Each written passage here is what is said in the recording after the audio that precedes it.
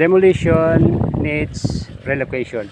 Ito mga kaibigan, no, gusto ko ipakita sa inyo yung dinemolish ko to, itong mga alugbati ko. Ito yung may feature ko sa inyo na alugbati. Ngayon, palibasa plano namin ni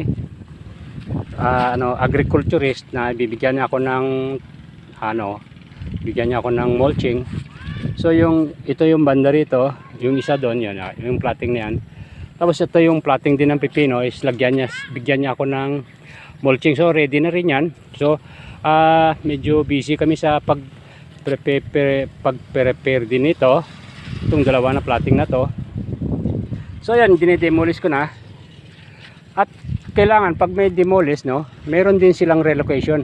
Puntahan natin yung relocation niya, no. Yung iba pa, malapit na silang ililipat doon sa relocation nila. So guys, pasensya na kayo ha. Minsan kasi nag-i-English ako. Alam nyo ba kung bakit? Dahil ang aking mga viewers is from Vietnam and also to Malaysia. So guys, this is now our time to see and learn about what I'm doing now. So thank you for watching my videos, especially in my YouTube. So don't get fed up on viewing on it, because many lessons you can take or get here in my videos. So friends, come and let us see our to where I did put all my plants, because they need also their relocation. Ito kaibigan, no, ito, this is where they are now.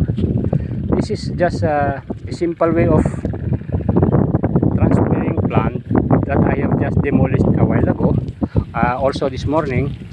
So now they're going to demolish and to transfer this,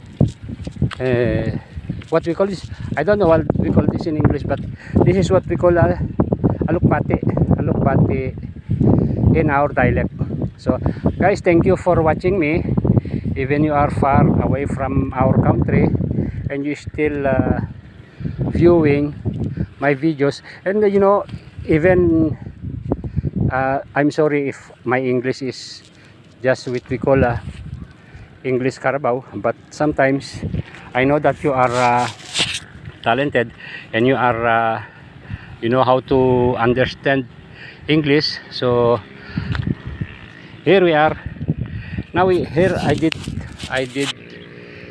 cultivate this.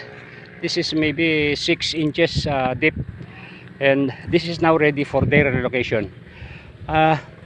So guys, if you want to see or to watch my YouTube or my videos, you can also follow me at my YouTube channel. So thank you very much, thank you, and God bless to all of you. Thank you. Here. Okay, thank you.